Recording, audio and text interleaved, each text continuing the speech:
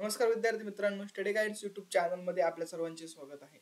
तर विद्यार्थी मित्रांनो, आज आपण नीट यूजी 2025 जी काही एक्झाम आहे, आपली नीटची एक्झाम, त्याच्यासाठी सिलेबस आणि काही इम्पॉर्टंट टॉपिक्स असणार आहे ते आपण पाहणार आहोत. तर विद्यार्थी मित्रांनो, की जे काही फिजिक्स, केमिस्ट्री आणि बायोलॉजी ह्या तीन पीसीबी ग्रुपचा जो काही असतो नीटची एक्झाम असते, तर त्यासाठी इम्पॉर्टंट टॉपिक कोणते आहेत की जे की 2025 ला तुमच्या एक्झाम मध्ये येणार आहे किंवा तुम्हाला जो सिलेबस आहे तो आपण एक एक करून पाहूया. तर सगळ्यात आधी आपण फिजिक्स मध्ये पाहूया. फिजिक्स मध्ये तुमचं पहिलं युनिट फिजिक्स अँड मेजरमेंट हे तुम्हाला असणार आहे. यामध्ये तुम्हाला unit of measurement, system of unit, SI unit, fundamental and derive unit, least count, त्याचबरोबर significant figure, error in measurements, dimension of physics quantity, dimension analysis and its application हे points ह्या युनिट्समध्ये तुम्हाला इम्पॉर्टंट आहे. एकदम तुम्हाला त्याचा बारकाईने अभ्यास करायचा आहे. त्यानंतर दुसरं unit kinematics, the frame of the references, motion in a straight line, त्यानंतर position time graphs, speed and velocity, uniform and non uniform motion, average speed and instantaneous velocity uniformly, accelerated motion, velocity time, position time, graphs, relation of uniformly accelerated motion. त्याचबरोबर scalar and vectors, vector addition and subtraction, scalar and vector products, unit vector, resolution of vector, relative velocity, motion in a plane, projectile motion, uniform circular motion हे जे काही points आहेत हे तुम्हाला कायनमॅटिक्स या युनिटमध्ये तुम्हाला इम्पॉर्टंट आहे. त्यानंतर तुम्हाला तिसरं युनिट आहे लॉ ऑफ मोशन.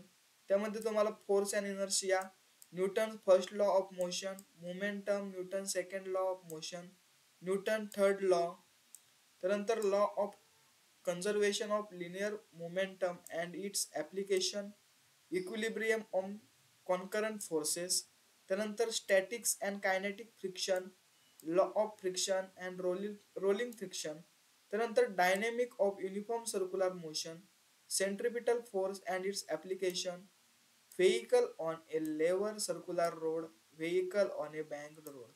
त्यानंतर चौथं युनिट आहे वर्क, एनर्जी अँड पॉवर. तर ह्या युनिट मधून काय आहे, work done by a constant force and variable force, kinetic and potential energy, work energy theorem and power. त्यानंतर the potential energy of the spring, conservation of mechanical energy, conservation and non conservation forces, motion in a vertical circle, elastic and in elastic collisions in 1 and 2 dimensions. एवढे points तुम्हाला चौथ्या unit मधून cover करायचे आहेत.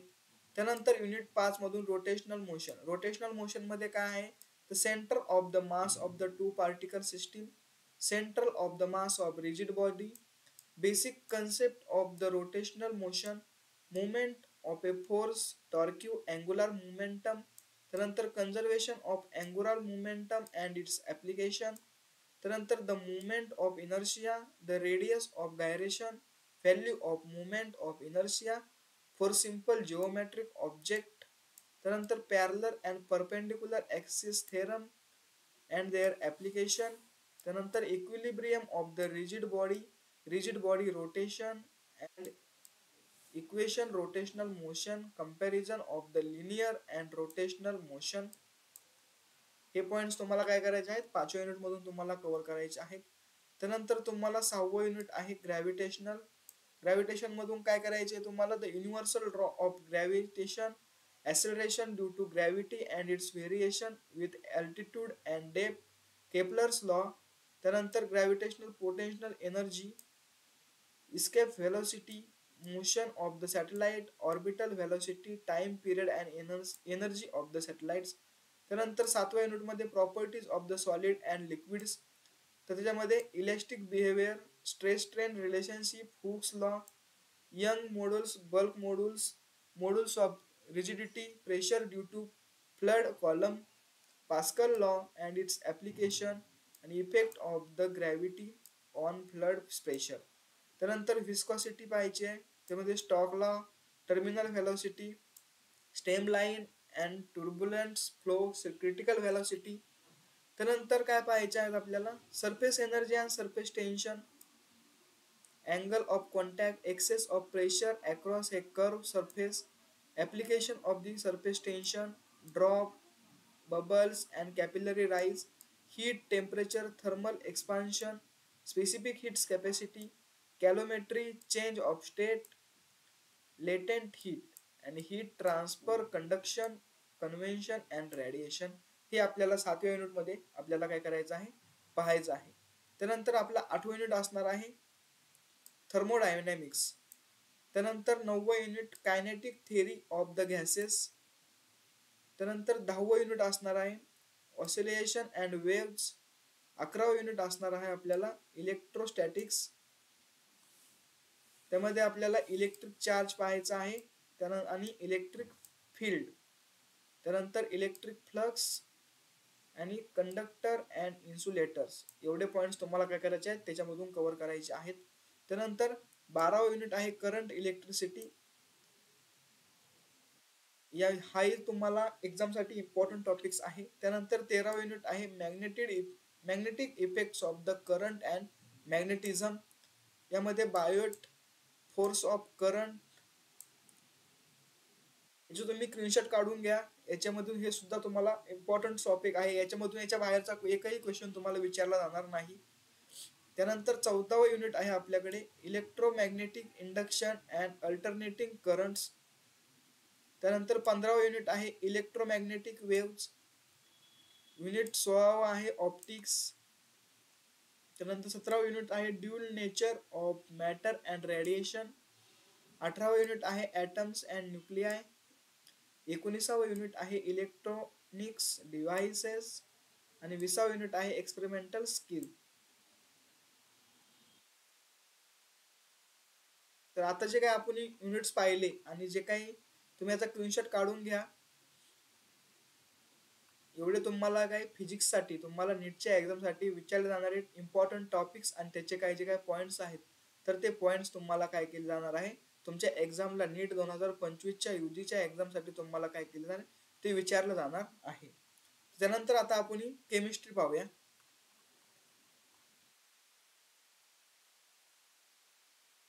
Physical केमिस्ट्रीचे आपण पहिल्यांदा पहिलं unit आहे आपल्याकडे some basic concept in chemistry. त्यानंतर दुसरा युनिट आहे ॲटॉमिक स्ट्रक्चर. तिसरा युनिट आहे chemical bonding and molecular structure.